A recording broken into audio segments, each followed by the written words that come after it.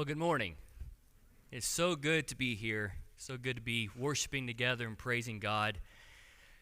The songs were excellent, and they're going to help us think about what I want to talk about this morning. But before I do that, I've got to tell you the real reason why Phil Robertson is not here. All right, you ready for this? He's a Florida Gator fan, and I'm a Kentucky Wildcat fan. So I don't think he wanted to come here and acknowledge that the Big Blue put a whooping on him. You don't have to tell him I said that either.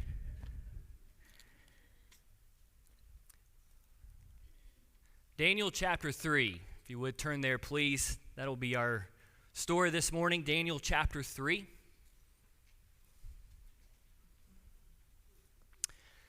By the year 600 BC, King Nebuchadnezzar had built a very powerful nation by taking over the world.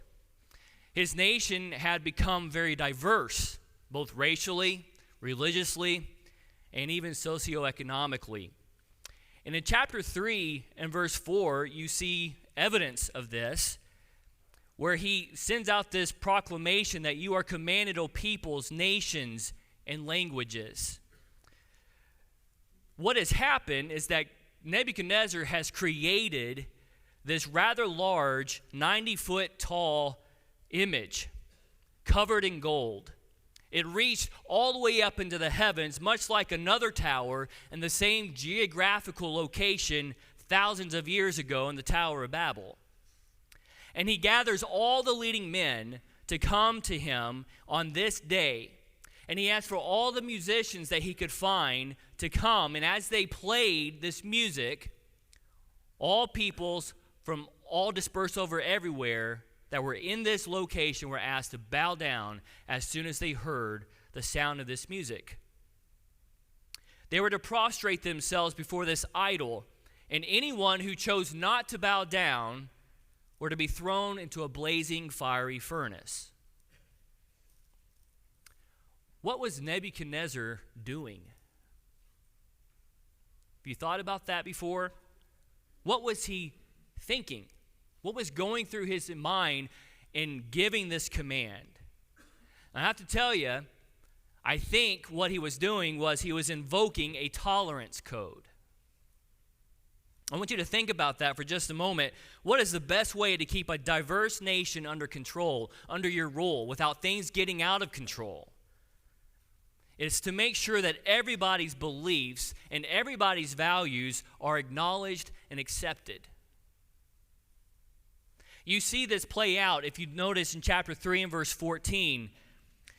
Towards the middle of the story, when he realizes that Daniel's three friends don't bow down, he says to them, "Is it true, O Shadrach, Meshach, and Abednego, that you do not serve my gods or worship the golden image that I have set up?"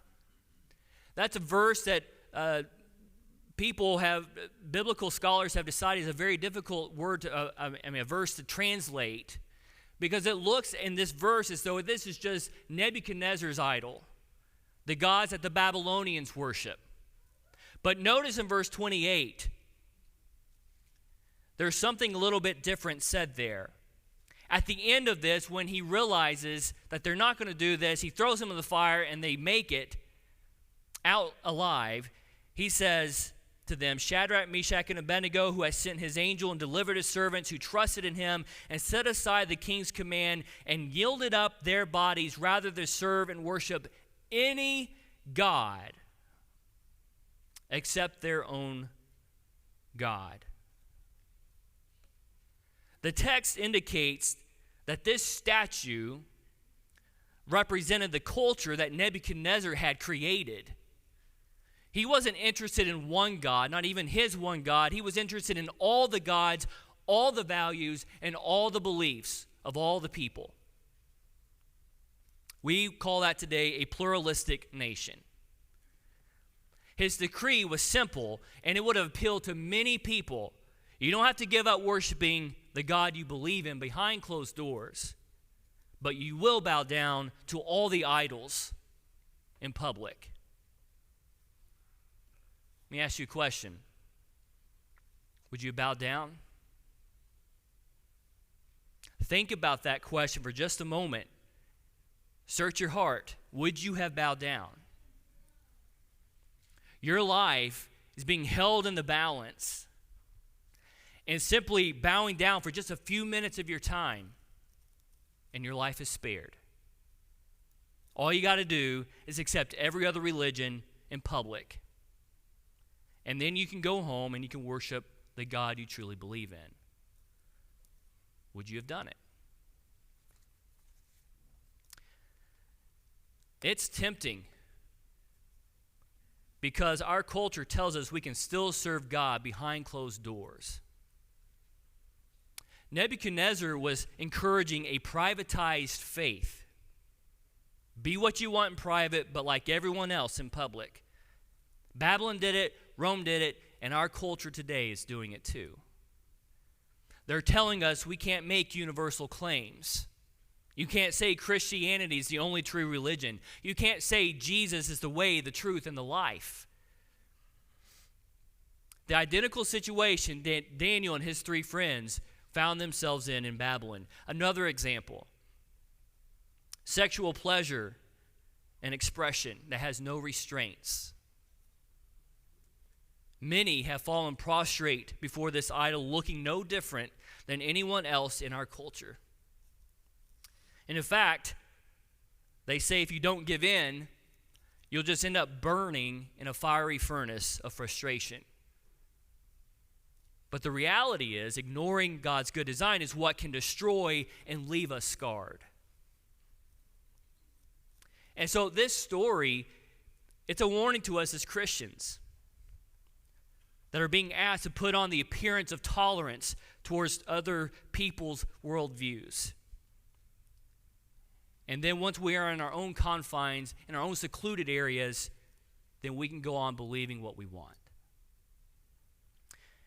So my question to us is, given this situation that they're in, seeing that it's the same situation that we find ourselves in, how in the world can we fight against the pressure to be like everyone else? And I think Shadrach, Meshach, and Abednego actually show us what it takes in this story. If they were standing here today, these are some of the things that I think that they would say to us, given what we find. And that first thing is that you need a theology that's bigger than your best life now. And you know what that is? It's a precise faith. We all know this story. King Nebuchadnezzar becomes more heated than this fiery furnace when he realizes that 3 young men have rejected his command. He gives them one more chance to bow down. Now, again, would you have done it? I mean, if I were in their shoes, I would have at least reconsidered the situation. I'm sorry to admit that, but I probably would have. I would have thought, okay, just give me one more minute here. We made it out alive this time. Maybe we should not take advantage of the situation any longer. But they don't waste any time. I want you to notice that the theology of these 3 young men. Look at verse 17. If this be so, our God whom we serve is able to deliver us from the burning fiery furnace, and he will deliver us out of your hand, O king. But if not, be it known to you, O king, that we will not serve your gods or worship the golden image that you have set up.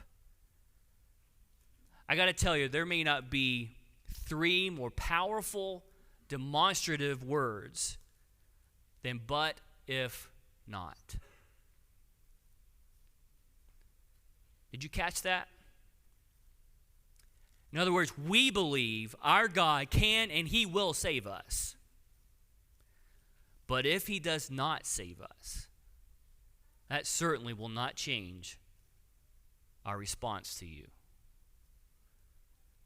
They were looking into the eyes of a man who controlled their destiny, their earthly destiny. And they said, we love God for himself and not for what he can give to us. Think of how beautiful that is. They trusted God, period. Has anyone here ever prayed to God like I have, and what you believe to be faith, to be trust, and then when it didn't happen, you complained about it.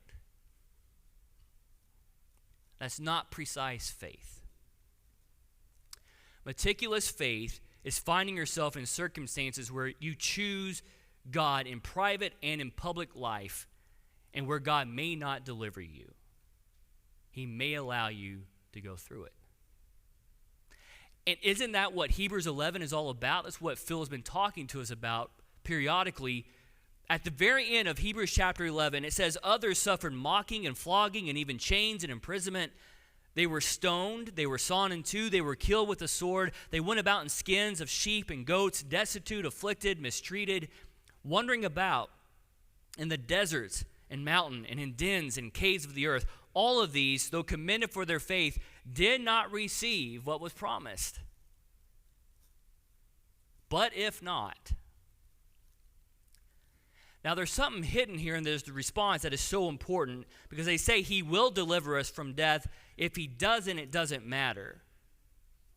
And there's something that we need to understand about what made their faith so precise. There's something all believers know, and that is that he can always rescue us from death, but there's more to it than that. He will always rescue us through death. And Daniel's friends got that. They told the king, go ahead and throw us in. But just know we've already won. See what God has done with these men? He's made them spiritually fireproof. Only God knows what situations that you're going to find yourself in down the road. And each time your situation may be different, but your decision doesn't have to be. It's so easy to let our environment drive us and tell us what to do. But when we let our values drive our choices, well, we become a force to be reckoned with. And it's not a force that we've created within us. It's God who's created that force. It's not always easy. But here's how you know a precise faith wins in the end. It's a fact that you know that there's someone who's gone through the ultimate fire for you. If you think about Nebuchadnezzar, his anger the first time round for these three men, man, it was raging hot. But you can only imagine his fury now. If his command to increase the fire by 7 times, the heat by 7 times, is any indication, then he is raging mad at what he's just witnessed from these 3 men. So much so that he doesn't even seem to care that his soldiers die from getting too close to toss them into the fire. But as he's looking, he has a moment which he probably thought was an hallucination, but I'm sure it probably scared him to death. Instead of 3 people, he saw 4 people. Have you ever had a moment where you thought you saw something that was right behind you in front of you? It just scared you half to death. I had one of those moments a few years ago when my daughter was, she was like 2 years old. And she was at that stage where she could get up from her bed and she would go walk anywhere she wanted to. And it was late at night. It was dark. I was fast asleep. I go to bed really, really fast. And I'm sleeping, and you have those moments, where you're just like, there's something watching you. And this little girl, this beautiful little girl, had walked up and stood right next to my face. And I just knew there was something there, and I opened my eyes, and I got so scared. I don't even remember exactly how, it's one of those things where you don't mean to yell out. You're like, Julie, oh, hey, sweetie. I don't know what was going through his mind when he saw 4 people. But wow, what a disturbance that would have been in his mind. Perhaps it was like the Son of the gods, as he says. Perhaps it's the Son of God. Perhaps it's an angel. But this is a remarkable turn of events. And what is even more remarkable is when they come out, there's not one indication that they have been in the fire. Now, God graces us with a story like this to show us that suffering is an inevitable part of the life of someone who chooses integrity, who chooses to be what God asked him to be, independent of the fire that they are thrown into. Peter says that to us. Don't be surprised when fiery trials come upon you to test you. And these three men understood that. And they testify that God could save them. They believed that even if he didn't, they stood beside him to the end. And what this story teaches us is that God always delivers us through the fire. I want you to look at a couple of passages with me. I don't often think about these passages, but the one in Deuteronomy chapter 4,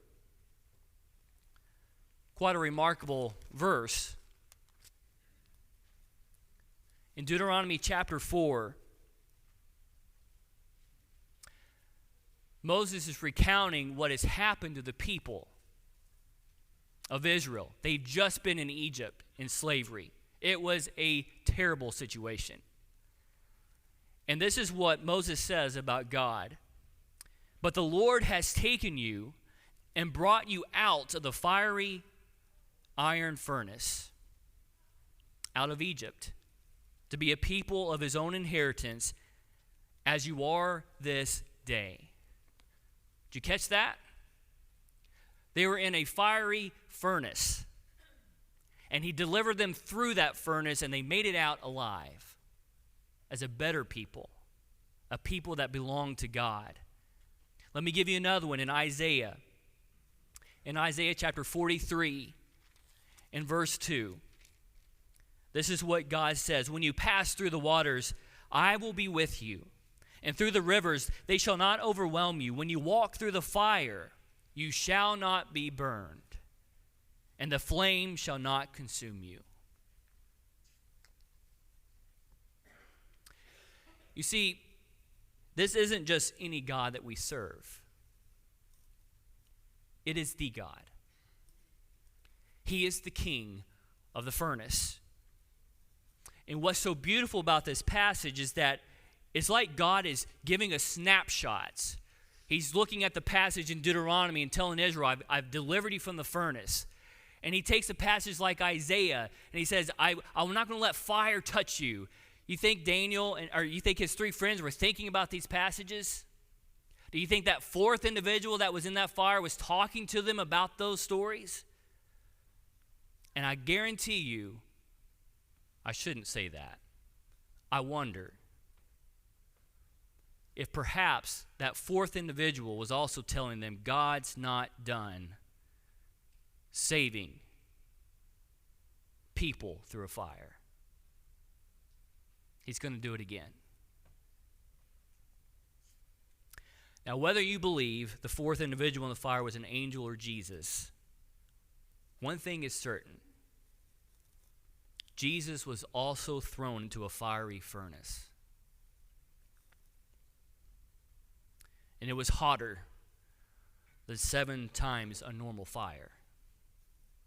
Because that fiery furnace of the cross was one that we all deserve to be tossed into.